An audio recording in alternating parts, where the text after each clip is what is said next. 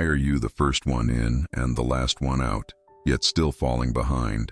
It is a slap in the face when the world ignores your sacrifice while others thrive. You've been told sweat is the only way to win, but deep down, you know something is fundamentally wrong. The universe doesn't reward the most tired person. It rewards the person with the best plan.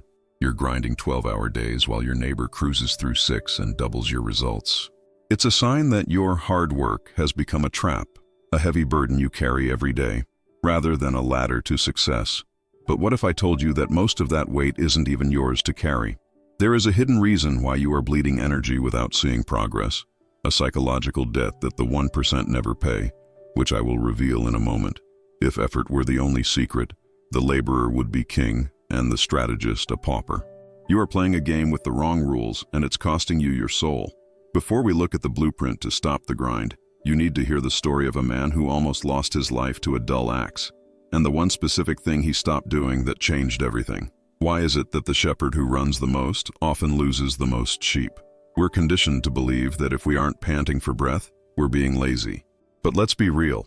If sweat were the primary currency of success, the laborer would be king. Instead, the strategist sits on the throne, while the tireless worker barely pays his bills. You've probably felt that burn in your lungs, that heavy weight of a long day's toil. You're swinging that axe with everything you've got, but the tree barely has a scratch. It's a bitter pill to swallow when you realize your hustle is actually a clever trap. You're running a race on a treadmill, burning energy but staying exactly in the same place. But what most people don't realize is that this exhaustion isn't just physical. It's a symptom of carrying stones that were never meant for your back. There is a specific reason why your efforts feel like a heavy backpack rather than a ladder to the top, and the answer lies in a pattern used by a man named Richard, which we will uncover soon. Most folks think the secret sauce is just adding more hours to the clock or more caffeine.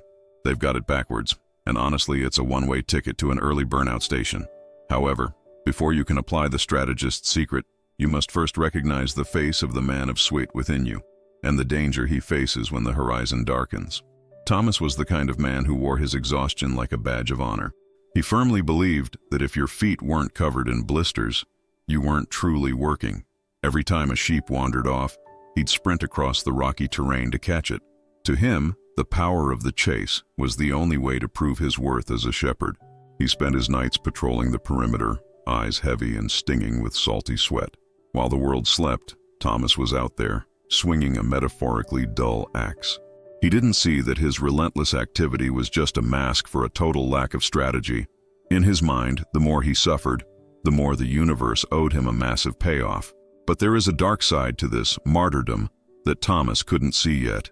A hidden cost that doesn't just steal your time, but slowly replaces your life's purpose with an endless cycle of heavy, meaningless stones.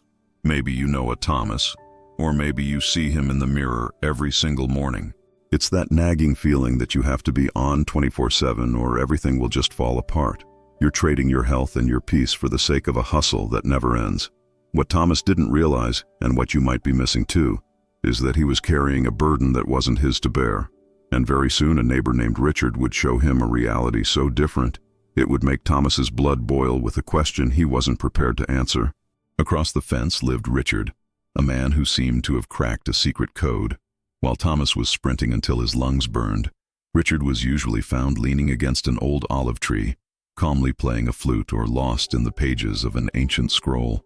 To anyone watching, Richard looked like a man who had simply given up on the hustle. But here is the kicker that drove Thomas wild with a quiet, burning rage. Richard's sheep were the fattest and most contented in the valley. His flock hadn't just grown, it had doubled in size while Thomas's numbers stayed stubbornly flat. It didn't make a lick of sense. How could the lazy man be winning the game so handily? Thomas watched from a distance, wiping grit from his weary forehead, convinced Richard was just lucky or cutting corners. He mistook Richard's strategic rest for simple sloth, a mistake most of us make every single day. What Thomas couldn't see was that Richard wasn't lazy. He had simply mastered the art of letting go of the heavy, invisible stones that Thomas was still desperately clutching to his chest.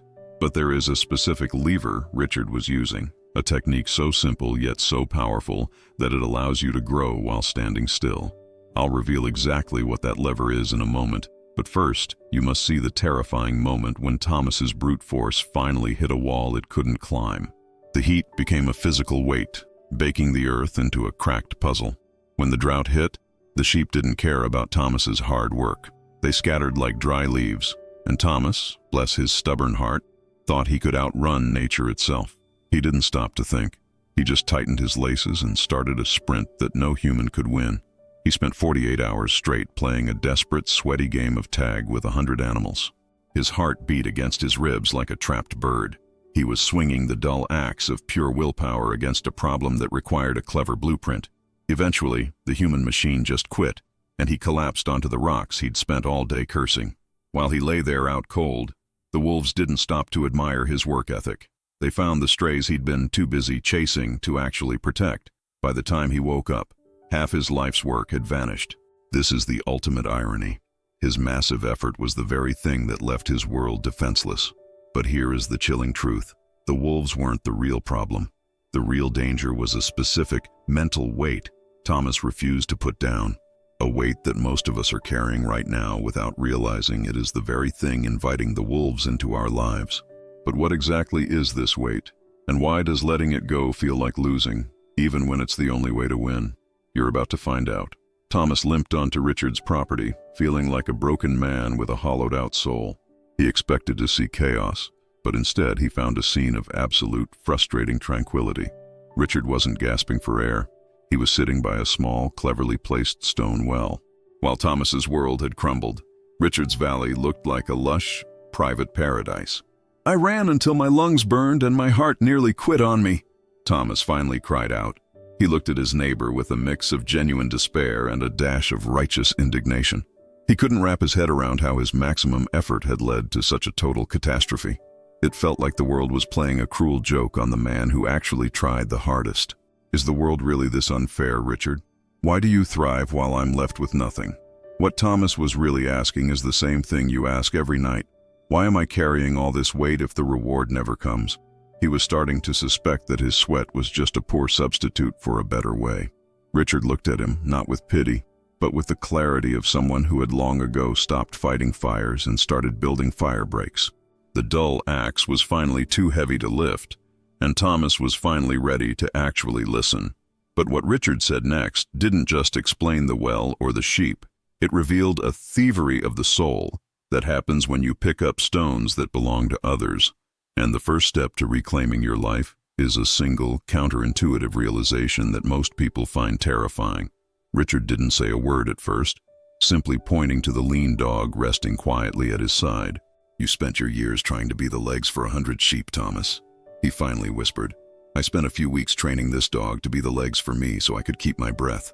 While Thomas was sprinting his life away, Richard was investing in a living, breathing system. "A shepherd who runs after his flock is really just a sheep with 2 legs," Richard noted. "He's caught in the same panic and the same narrow view of the dry, dusty horizon. This is the core of your exhaustion. You have been carrying the weight of every single task, trying to be the legs for your business, your family, and your problems, instead of building the sheepdog that handles them for you. You've been using a dull, rusted mind to solve a physical problem that needs a sharp system. But why do we keep running? Why is it so hard to stop being the legs and start being the leader? There is a specific emotional anchor, a stone of guilt, that prevents most people from ever building their own stone fence. And if you don't learn how to cut that anchor, you will be running until the day you die. The wise man doesn't work harder. He builds machines, delegates tasks, or designs a better way." Richard leaned back and explained that the dog was a living system that multiplied his time. Most people are too afraid to stop doing long enough to actually build a tool that works for them. Whether it's digital automation or hiring a hand, a system is a force multiplier for your energy. It's delegation that keeps the sheep in line while you're busy elsewhere or asleep. Then there's the terrain, knowing where the water is before you're actually thirsty. The 99% wait for a drought to start digging, while the 1% have already mapped every hidden spring. Mastery of your environment is the sharpening stone that makes every single swing count. Finally, there is the hilltop, the strategic rest that Thomas mistook for laziness. You can't see the wolves coming if you're down in the dirt wrestling with a single stray. By stepping back, you gain the perspective needed to spot a crisis before it hits. Thomas finally saw that his hustle had made him blind to these 3 golden rules. He realized he didn't need more muscle. He needed to design a way to make the world work for him. But as clear as these principles were, Thomas faced a new problem. How do you actually start building a wall when your hands are already full of stones? The bridge between knowing and doing is where most people fail, and there is one specific secret to that transition that Richard shared next. Thomas finally hung up his running shoes and picked up a mason's trowel. Instead of chasing sheep until his legs turned to jelly, he started stacking heavy river stones to build a wall. He realized that a wall works 24 hours a day without needing a single drop of water. It was his first real investment in a system that would guard the flock while he recovered his strength. Next, he mastered the technology of a simple silver whistle. He learned that a sharp, specific sound could do more work than 1,000 desperate commands. By training his own sheepdog, he was effectively delegating the manual labor to a specialized expert. It was the ultimate way to sharpen his axe, turning a frantic chase into a series of calm signals. He even started mapping out the valley to implement a system of rotational grazing, ensuring the grass grew back while the flock moved. He wasn't just working in his business anymore. He was finally working on the structure of it. But as Thomas sat on that hill, watching his new systems work, he noticed his neighbors laughing at him. They thought he'd grown lazy because he wasn't panting for breath. This brings us to a critical realization. Many people fail because they can't handle the judgment of others while they are letting go of the grind.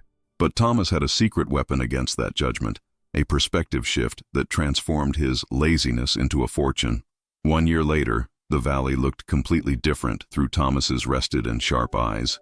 His flock hadn't just survived the season. It had grown by 40% without him breaking a sweat. The wool was thicker and softer because the sheep weren't being chased into a frantic, panicked frenzy. He'd turned his chaotic hustle into a well-oiled machine that produced more while he did much less. Thomas was no longer known as the weary shepherd who smelled of desperation and dry mountain dust. He had become a true master of the land, a man who spent more time thinking than he did running. While others were still out there losing their breath, Thomas was busy refining his clever stone enclosures. It's funny how the world starts calling you lucky once you stop trying to muscle your way to the top. He finally grasped the deep truth that wealth isn't found in the miles you walk or the sweat you shed, but in the systems you build and the leverage you create by sharpening your mental blade. He looked at his smooth palms and realized they were a sign of a sharp mind, not a lack of effort. But as he looked out over the thriving valley, he realized there was one final secret, a universal barrier that keeps most people from ever reaching this hilltop. It's the reason why, even after hearing this story, some will still choose to run until they collapse. This invisible barrier is the last stone you must drop, and I'm going to tell you exactly what it is and how to let go of it right now. The story of Thomas isn't just about sheep and hills. It's about the dull axe we all carry. We've been sold a bill of goods that says more effort always equals a better result. In reality, the guy running the fastest is often the one who is most lost in the woods. It is high time we admit that working until we break isn't a strategy. It's just a slow surrender. Maybe you're out there right now chasing your own runaway sheep until your spirit is exhausted. You're trying to manually handle every email, every chore, and every fire that pops up. You are so deep in the thick of the forest that you've forgotten to stop and sharpen your blade. But you must understand, a leader doesn't win by outrunning the pack. They win by designing the race. The weight you feel in your chest isn't just work. It's the crushing gravity of stones that aren't yours to carry, and they are keeping you from reaching the hilltop where you can finally see. What is the one runaway sheep in your life that is draining your sanity? Most people will continue to run until they collapse because they lack the specific manual to build their own stone fence. But you don't have to be one of them, because right now, the path to dropping those stones and building real leverage is finally being laid out before you. Look at your hands right now. Are they calloused from a sharp tool or bleeding from a dull one? It's time to stop swinging with all your might against a world that doesn't care about your effort. The market only pays for the tree you fell, not the number of times you missed the mark. Take a step back today and look at the runaway sheep that are draining your precious spirit. Ask yourself the one question that most people are too terrified to answer honestly. Are you actually working hard, or are you just making a lot of noise to feel important? Exhaustion is not a synonym for success, and busy is often just a lazy way of thinking. Stop confusing the frantic chase with the catch, and start looking for your own sheepdog. Many of the stories you hear here aren't just stories. They reflect the invisible weight you may be carrying every day. If you're tired of holding pain, responsibility, and guilt that were never yours, I created a bridge to help you reach the hilltop where Richard stood. I created an ebook called The Weight of Stones That Are Not Yours. It's for those who want to let go, set boundaries, and live with more lightness.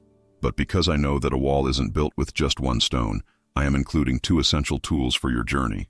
Bonus 1. Learning to let go. The specific whistle you need to train your mind to stop chasing what doesn't matter. Bonus 2. When saying no is an act of self-love. The blueprint for your stone fence. Protecting your peace from the wolves of external demands. The link is in the description and in the pinned comment. Don't let yourself run until you collapse. Be the architect of your own growth. Build your structure today so you can finally afford the luxury of a clear and rested mind. If you're ready to stop the grind and start the growth, hit that subscribe button and click the link below to drop those stones once and for all. We'll see you in the next video, where we'll keep sharpening the blade for your success.